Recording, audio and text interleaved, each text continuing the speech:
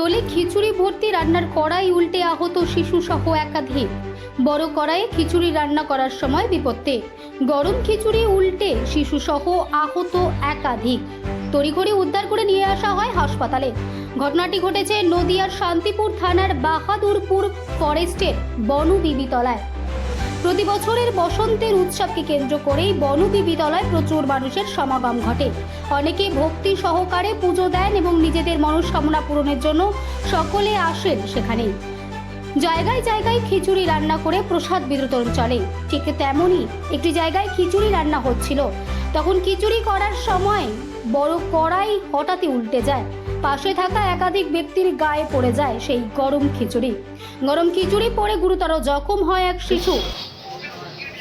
আমি তো খিচুড়ি দিয়ে আচরণ করছিলাম, আমরা তো খেয়াল করিনি খিচুড়ি কড়াইটা উল্টে খিচুড়ি কড়াইটা উল্টে গিয়েছিল।